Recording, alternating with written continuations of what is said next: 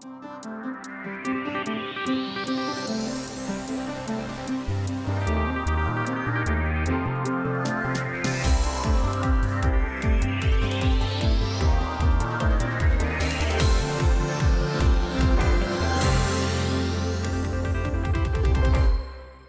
and welcome back to Channel 11. We're going to try something new each month. We're going to have a little monthly update. This is the monthly update for February 2023. So looking across assets, it was a rough month for both equities and fixed income. After the land of gains of January, you can see that U.S. equities pretty much down across the board. Really, the shining light was Europe and U.K. doing okay, and the Nikkei squeaking out 68 basis points of return. As we go to fixed income, giving back a lot of the gains of the January, which you can see a lot of fixed income down around 3% or so, 3-4%. Bank loans, yet again, as rates rise to new highs for this cycle on the 2-year, and looks like we're going to retest maybe that 425 on the 10-year. Those floating rate assets are yet again the place to be. As we go to currencies, with rates higher in the U.S., the dollar starting to rally a little bit, up 1% on the year. It looks like the yen giving back the most, the euro and the yen being the two largest components that the dollar is weighted against in that Dixie index. Lastly, in commodities on the far right-hand side of the page, pretty much negative across the board with risk sentiment souring, and it's just that oil squeaks out a slight gain on the month. So year to date, even with that pullback, equities are still doing okay so far. S&P up 3% or so. The Dow really the only thing on the screen in the negative territory. But developed nations outside the U.S. equity markets seem to be doing the best. You can see ACWI, MSCI Europe, FTSE all up still 7-8%. Fixed income. Now the ag barely positive on the year. I think this is a little stale. I think after yesterday's sell-off, we're probably slightly negative on the year. And on the far right-hand side, you can see that riskier credit having some spread compression and or floating rate in the bank loan market holding up. I don't have a lot of the securitized sectors on here, but they're up about 1% or so too. It's more about spread tightening and not about rates falling anymore as we're basically unch across many parts of the yield curve. So taking a look, a little bit deeper dive at equities. This is now, you can see in the blue 1 month, in the black year to date. We can see we gave back a lot of return across the board, except as we go into Europe and UK and Japan, slightly positive on the month in the blue. And globally, again, it's those European nations that and international equities that seem to be holding up the best. In the US, last year's losers are today's winners, with the NASDAQ up 9%, far outpacing the S&P 500 and the Dow. Looking at sector performance within equities, last year's winners are this year's losers. On the far right-hand side, you can see that all those defensive type pockets of the market, healthcare, utilities, consumer staples, negative on the year. Energy, the big winner last year, also slightly negative on the year. And then on the far left-hand side, you can see that the losers of last year have become the winners of this year, as we saw with the NASDAQ doing so well. So consumer discretionary, info technology, consumer services leading the way on the S&P 500, up almost double digits across the board on those three pockets of the market. So the cyclicals have come back a little bit here, but we got to wait and watch and see how economic data unfolds to see if this kind of rally will continue in the equity market. Now looking at fixed income, month to date is in the blue. Those big drawdowns that we saw, everything down about 3% or so, unless you go to some of the more credit-sensitive pockets of the market like high yield and bank loans. Bank loans, yet again, being the winner there. Closer look at commodities. Again, you can see that oil is really the only thing that's up a little bit here. Copper up 9% on the year, with the reopening of China helping that pocket of the commodity market doing well. Maybe this pullback is an interesting time to add a little bit more commodity exposure. There's still a pretty good supply-demand imbalance out there, and if we do see continued economic expansion, that's one way to maybe hedge for the upside. If things aren't as bad as people think, then I think commodities could do okay in that environment. Goldman Sachs' Jeff Curry out talking about that today on Bloomberg News.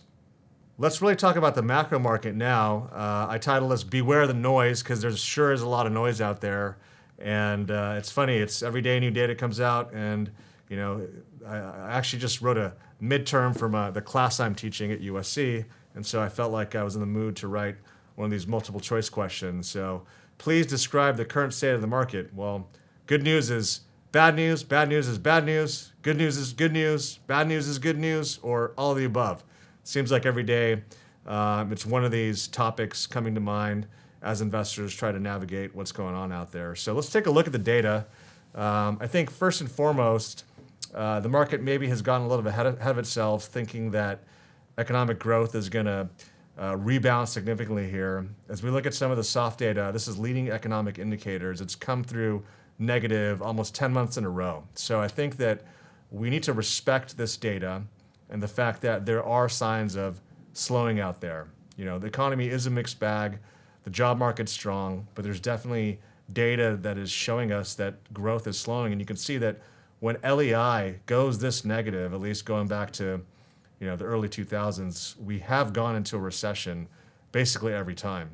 And so I think that we need to respect this data and take it into consideration. What's really shook the markets up is a bunch of kind of economic surprise to the upside. First, it was that jobs report we saw in early February. You can see that on the top here. And then we had another surprise to the upside for retail sales, showing that the consumer is still spending money and is relatively in a good spot, especially with energy prices down off their peak, feeling a little bit better at the pump. We also saw manufacturing PMIs, while negative, we saw that the services PMIs had flipped negative, and then they surprised to the upside as well. So you have a combination of surprises to the upside, which gave the market the feeling or hope that the Fed, the pivot hope that the market had faded away, and it turned to a new narrative that was that the Fed has room to continue to hike rates to slow the economy. Then to throw fuel on the fire, more recently, starting last Friday and this week, we had a surprise to the upside on inflation. So after two surprise to the downside prints on core and headline CPI, we had PCE, which is calculated a little bit differently, surprise to the upside, and then we had Eurozone inflation, specifically France hitting all-time highs in inflation since the euro was put together, which led to a big repricing of yields globally and a big repricing of inflation expectations. So these are break-evens. This is the market's expectations of inflation for different time periods as measured by the TIPS market. And you can see in the blue line, everything is kind of trending upward all of a sudden, but specifically that two-year break-even, which is the market's expectations of inflation over the next 2 years or in a short period of time, has spiked back up given these positive economic developments and also that surprise to the upside on some of that inflation data. So with that, the market is starting to reprice terminal Fed funds. You can see that there was a peak back in October where we got to kind of the low fives for terminal Fed funds. And as we started getting that data in February, we've repriced now to a cycle high. We're almost to 550 now for Fed funds. I had Lindsay Piegza from Stifel on Channel 11, I think at the end of last year, and she was calling for a 6% Fed funds back then. It was pretty out of consensus at the time, and we're not that far off. We're only two more hikes away from getting to that 6%. So kudos to Lindsay for her thoughts on the Fed at that point in time, and hopefully we'll have her on again soon to see how her thoughts have developed. So with this repricing in the market's expectations for the terminal rate, this is pushing interest rates across the yield curve back up. The 2-year has now made a new high for the cycle. It's approaching 5%.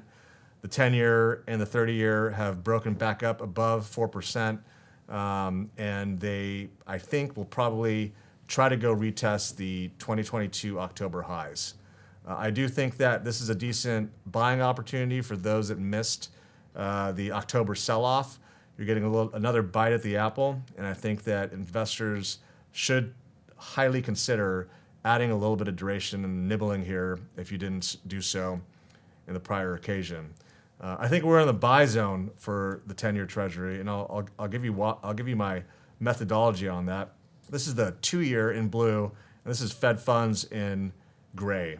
And the 2-year typically leads Fed funds on the way up, and then it leads Fed funds on the way down, because the bond market, in some ways either tells the Fed or sees the Fed, or the Fed is projecting that it should start a hiking cycle.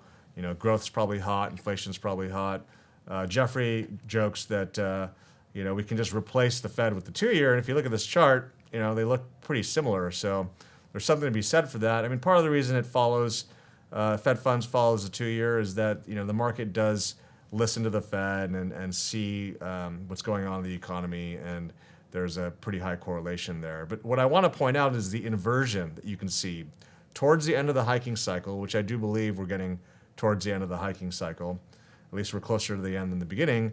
You can see that there's an inversion of around 100 basis points at least, if not more. It can go up to almost 200 basis points towards the end of the Bernanke hiking cycle. And so I could see a scenario where Fed funds, maybe it gets all the way to 6. I'm not saying that's my base case, but let's just go crazy and say they go to 6%. I think you could see the 2-year sit around kind of that 5% area, about 100 basis point inversion that happens to be around where we are today.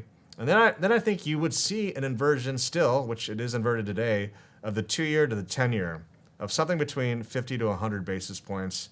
50 basis points is about average if you go back over the last couple decades. And then we were at 90 basis points a week or so ago. So to see that 50 to 100 basis point inversion isn't that crazy, right? So with Fed funds at 6, that puts the 2-year around 5%, which would mean that somewhere between 4 to 4.5% is where the 10-year probably shakes out. We're at the lower end of that range. So I think here around 4% plus or minus 25 basis points is a decent buy zone for the 10-year Treasury yield. You may see some vol here. We may go retest that 430 area on the 10-year. Hey, we may go to 450, but I think if you buy the 10-year Treasury yield around these levels, I think you will make money towards the end of the year. I think you will be happy that you added some duration into your portfolio. We do prefer the 10-year here as the spot on the curve to take advantage of this backup in rates. And so the dilemma that the Fed is facing and the market's concerned about is obviously inflation not coming down as rapidly as the market thought not so long ago. Just 30 days ago, the market thought that we would be sub 5% terminal rates. So this is the contribution to U.S. core CPI. We break it down by core goods, shelter, and core services ex shelter. And core services ex shelter is really driven by wages. Core goods has come down. That's in the gray. It's could even turn negative or just go away from the equation because we're just not dealing with these supply chain issues that we had. Shelter is sticky. There's usually a lag with home prices, so it's going to take a while for the weakness in the housing market to filter through to that. That's one of the dilemmas the Fed faces. And then lastly, it's really the yellow that's the big problem for the Fed. That's why they really want to get unemployment up, because the wage growth continues to be strong. The job market continues to be hot. I think part of the problem is demographics. We've talked about that on the show in the past. We just have less workers. We don't have immigration like we used to, and we've got baby boomers retiring. So I think that the blue and the yellow, that's the dilemma for the Fed. But we have to respect the data. We have to respect the past. And there's a lot of data that's coming in that makes us think that inflation will continue to go down. Here's money supply as measured by M2, usually leads inflation. Look at that big spike we had when we entered into COVID and we were spraying free money everywhere and we were buying bonds, QE. Money supply skyrocketed, and inflation did too. And inflation has now peaked. It's coming down, and money supply has collapsed, and it's turned negative. I mean, it hasn't been down at these levels for a very, very, very long time. It's not even on this chart. So I think that we should respect this. This is good for the Fed. This is a sign, I think, that there are some data points that show that inflation should continue to come down. So here's one of them. Here's another one. This is export and import prices. They also peaked. They have started to come down, at least a percentage change. This is another positive sign out there. Here is manufacturing delays. So all those supply issues that we had, we got all the way up almost to 80 on this metric, and now that's come down to levels almost not seen since the global financial crisis. So again, this is all positive towards bringing inflation down.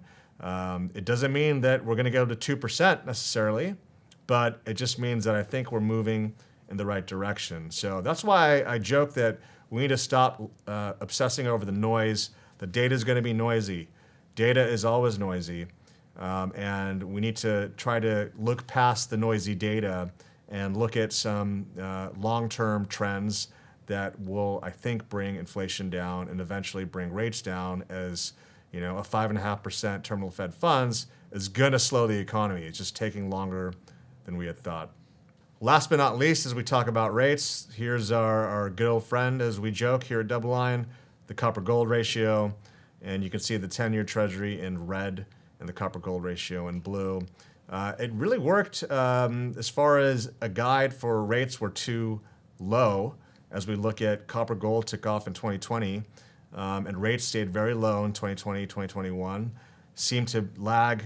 Rates definitely lag this ratio. And we finally, as the Fed started to raise rates, you could see the 10-year yield obviously took off to this dramatic rise.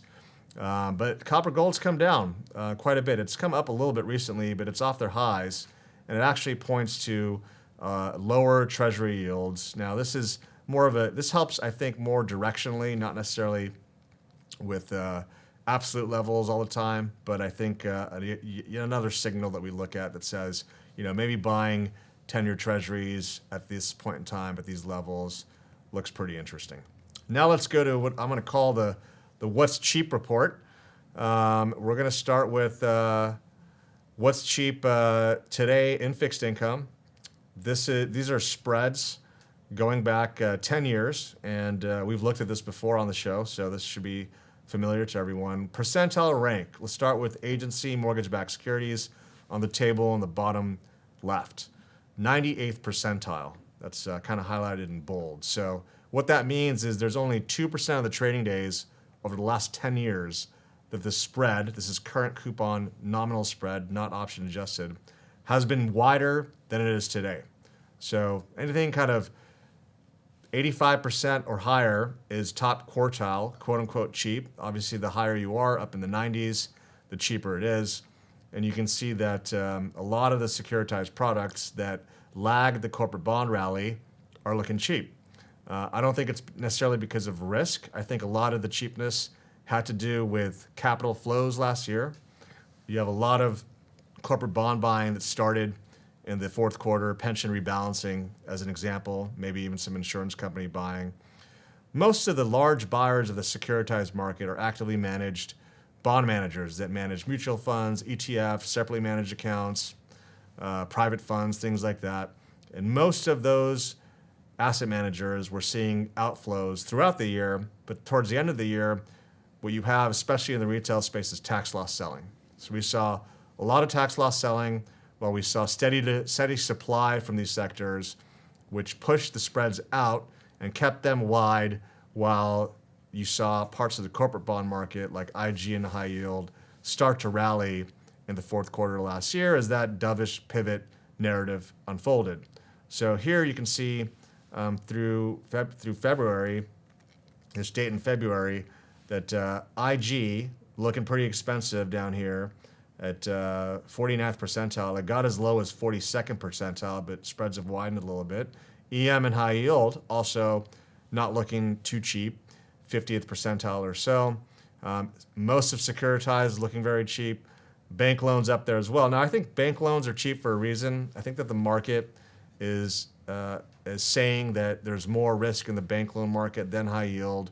A lot of these companies in high yield, NIG, have locked in low fixed costs of debt. Bank loan debt costs or coupons on that debt resets to floating rate, and floating rate SOFR has gone up a lot. It's heading up towards 5%, maybe even higher. So the cost of debt for many borrowers is doubling in the bank loan space. There's also a lot of companies that used to be in high yield that have moved into the bank loan space. Robert Cohen, head of GDC here, put together a great paper. I recommend you try to find that on our website.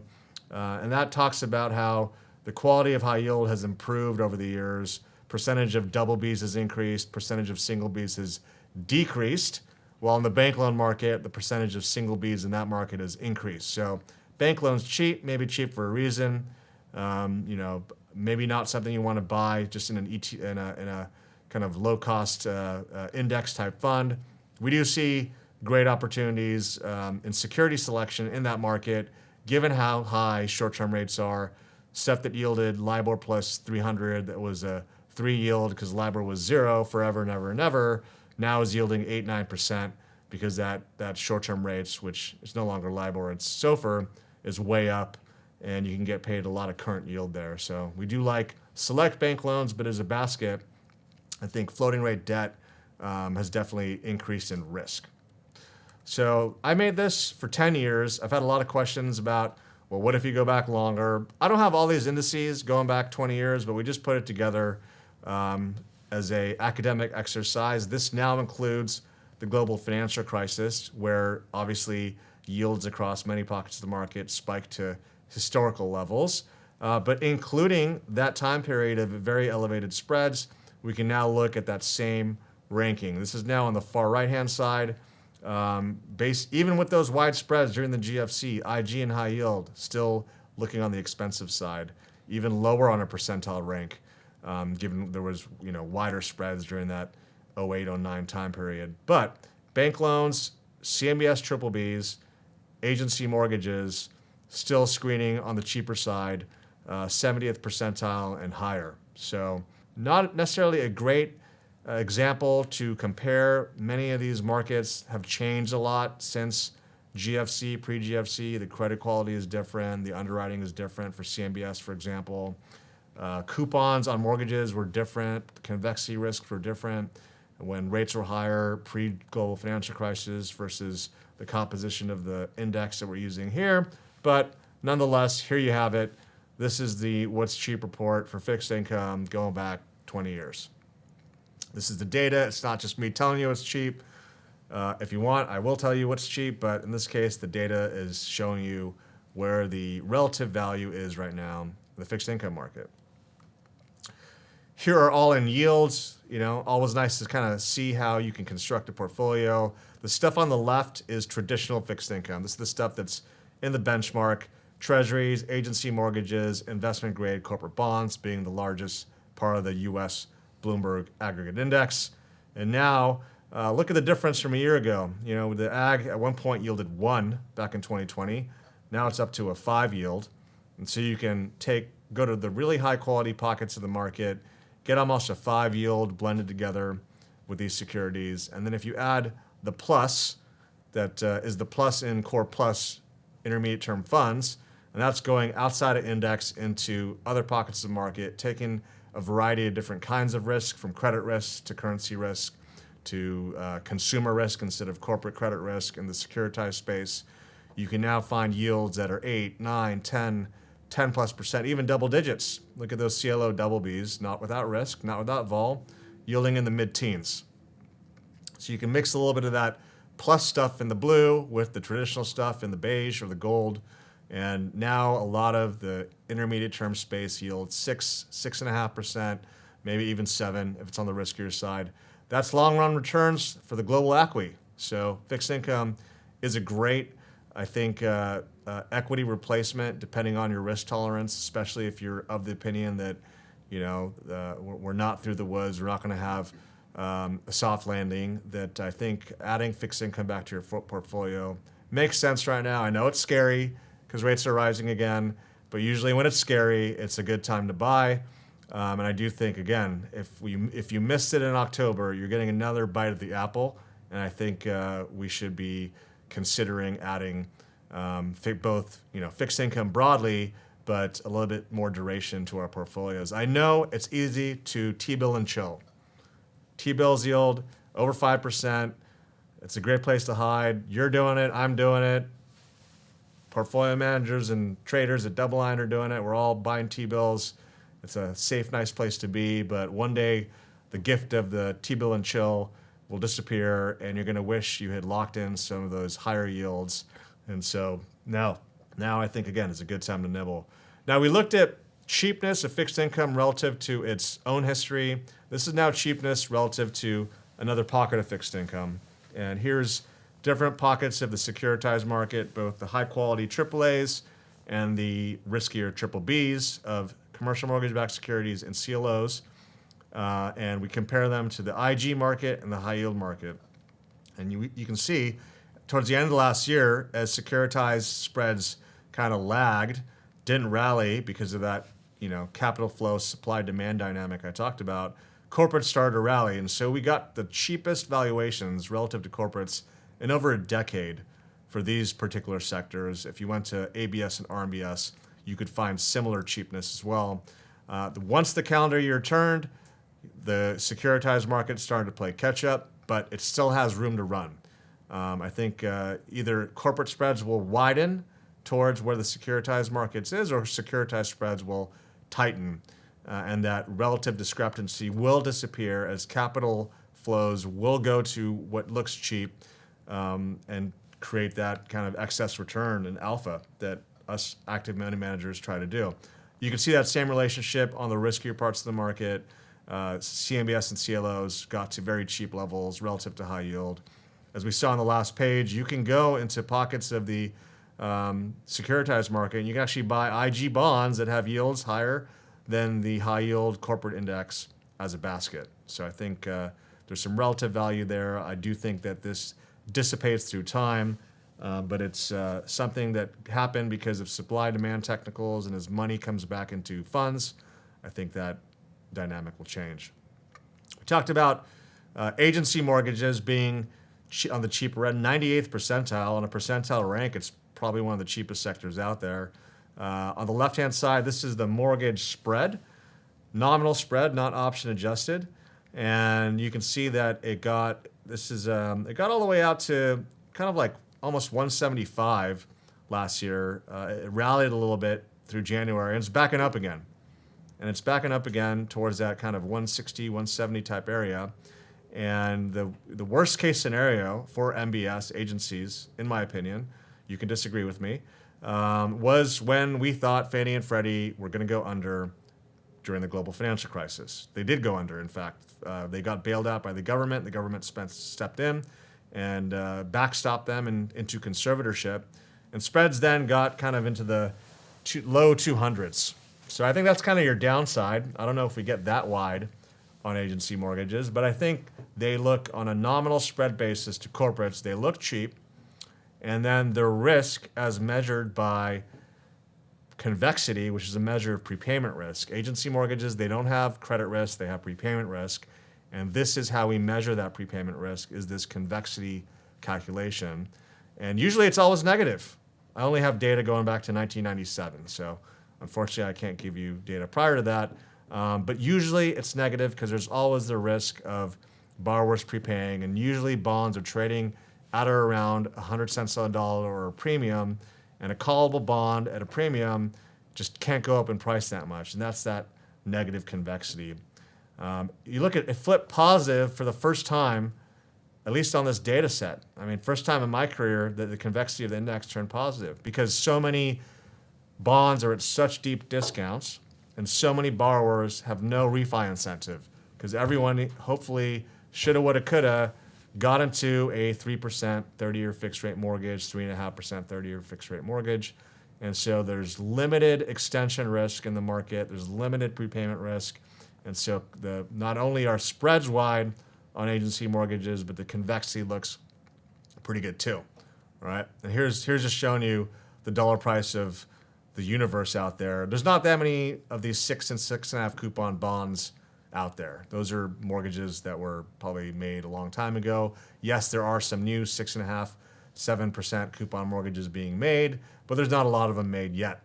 So really, a lot of what's out there are the stuff that's highlighted here in this box, Fannie 2s and 2.5s, and you look at these dollar prices. Very low dollar prices, very attractive convexity profiles.